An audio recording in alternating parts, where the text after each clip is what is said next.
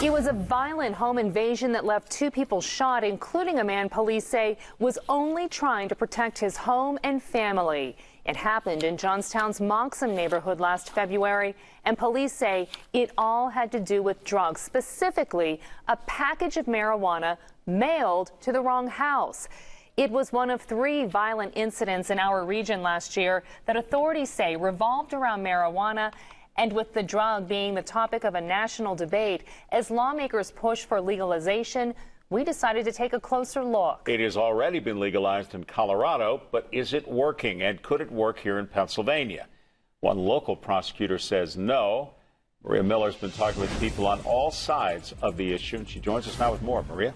Marty and Jen, we've heard it all from opponents saying marijuana is a gateway to stronger drugs, that it creates more crime, even causes violent killings, to supporters who say that legalization would free up police, save people's lives from the criminal justice system, and decrease crime.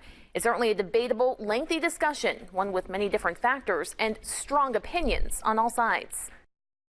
We lost 2 young lives in the last 3 months over marijuana. Marijuana, a harmless drug, not to these families.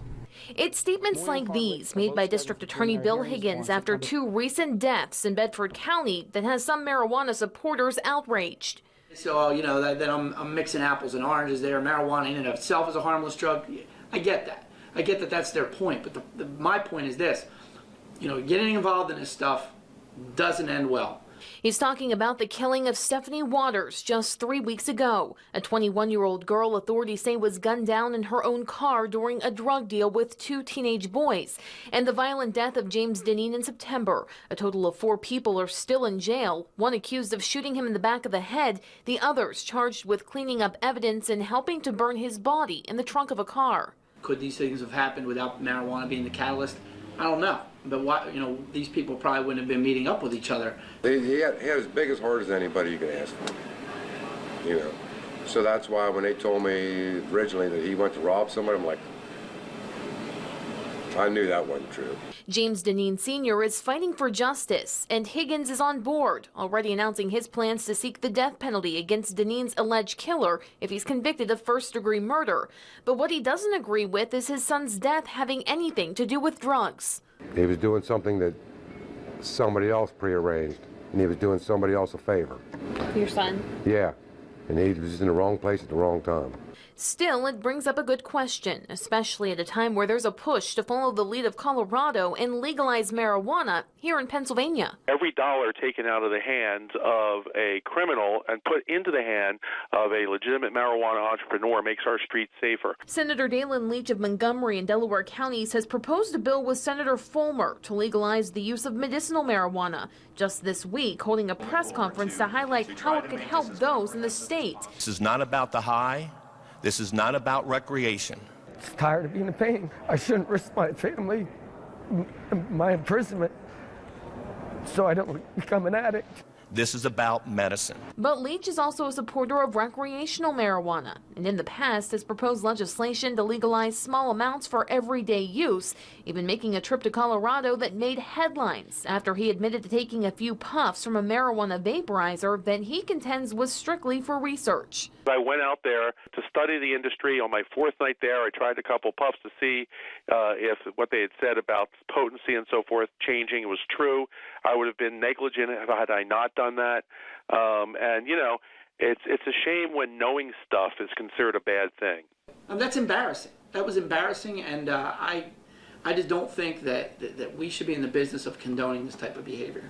Higgins isn't afraid to speak his mind. As the lead prosecutor for Bedford County, he says 80% of his cases already stem from drugs. Selling drugs, buying drugs, acting stupid because they're high on drugs, fighting with people over drugs. Every day we see reports of arrests for drug usage, often marijuana. On the other side of the argument are people like Jim Schofield, a retired English professor from Pitt, JOHNSTOWN. He agrees marijuana is creating a problem in society, but not because of the drug itself. Prohibition doesn't seem to work. It's expensive, puts too many people in prison, disrupts our communities, hurts a lot of our citizens.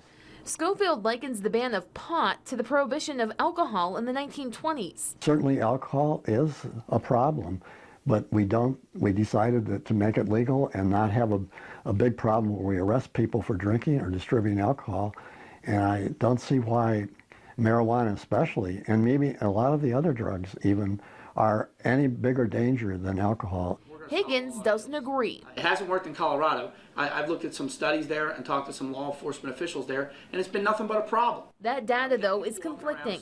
There are studies that show the crime has spiked since legalization in 2012, like this one, published by the Rocky Mountain High-Intensity Drug Trafficking Area.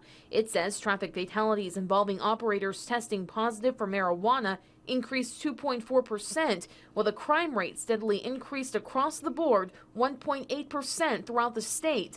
But in Colorado's capital of Denver, the police department reports the violent crime rate has actually dropped 6.9%.